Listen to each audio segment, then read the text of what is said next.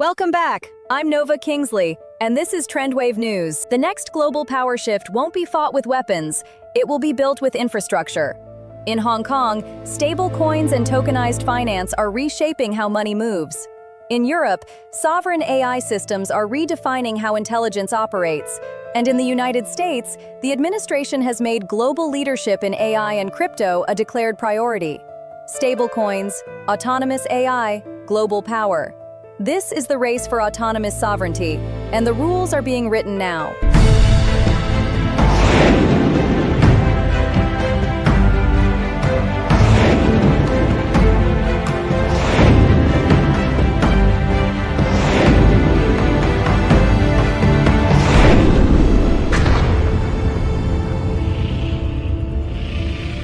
Good evening. This week, two major global technology summits are unfolding on opposite sides of the world, one in Hong Kong, the other in Cannes. At first glance, they appear unrelated. In Hong Kong, the focus is digital assets, stablecoins, and tokenized finance. In Cannes, the spotlight is on artificial intelligence, specifically what experts are calling Agentic AI and sovereign data systems. But taken together, these events tell a much larger story. This is not about crypto enthusiasm. It is not about AI chatbots. It is about infrastructure, the infrastructure of a new autonomous economy. Tonight, we break down what is happening and why it matters. In Hong Kong, Consensus 2026 has brought together thousands of policymakers, institutional investors, exchanges, and technology firms. The tone has shifted dramatically from earlier crypto cycles. The conversation is no longer about retail speculation, it is about financial plumbing.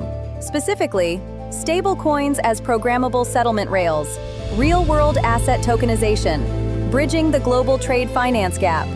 The global trade finance gap is estimated at approximately $2.5 trillion. That gap represents small and mid-sized businesses unable to access cross-border liquidity due to compliance burdens, risk scoring, and documentation barriers.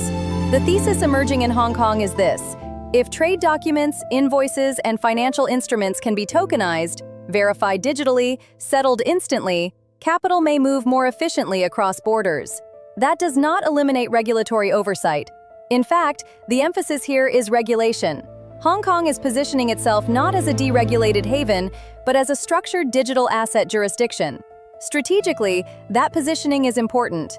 It allows Hong Kong to serve as a bridge between Eastern capital and Western financial markets at a time when regulatory approaches differ globally. This is infrastructure thinking, not disruption for disruption's sake. Meanwhile, in Cannes, the conversation has evolved beyond generative AI. The focus this year is Agentic AI. These are systems designed not just to generate content, but to execute tasks autonomously.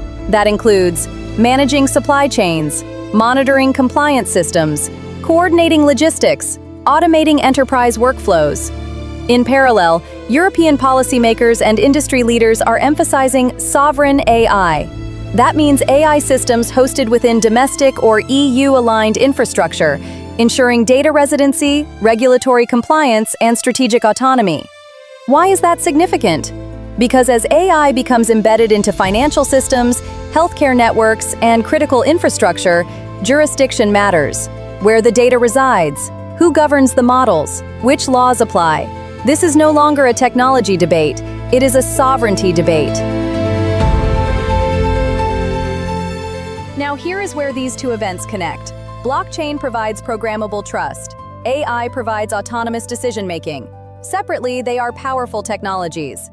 Together, they form a potential foundation for autonomous economic systems.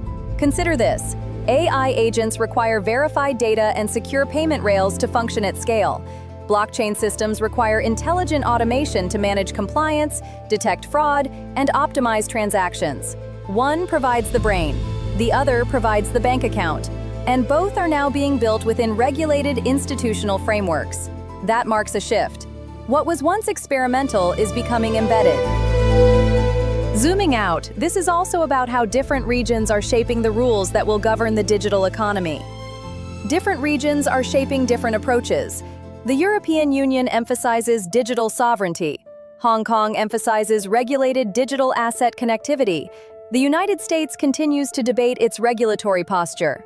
Upcoming regulatory signals, including testimony from U.S. policymakers, could influence capital flows and institutional adoption rates, but the broader trajectory is visible.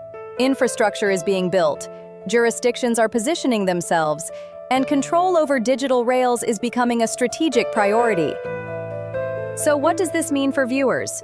First, this is not an overnight transformation. Institutional infrastructure takes years to mature. Second, risks remain. Compliance frameworks, cybersecurity threats, governance standards, all remain active challenges. And third, adoption will likely be uneven. Some industries will integrate autonomous systems faster than others. But the strategic direction is clear. We are moving toward an economy where settlement may be programmable, AI systems may execute decisions, and regulatory boundaries will define competitive advantage. The next phase of globalization may not be defined by physical trade routes alone. It may be defined by digital corridors. From Hong Kong's financial rails to Cannes' sovereign AI frameworks, the architecture of autonomy is being designed in real time. The question is not simply who innovates fastest. The question is who governs the infrastructure and under which rules. Thank you for being with us. If clarity matters to you, you're in the right place.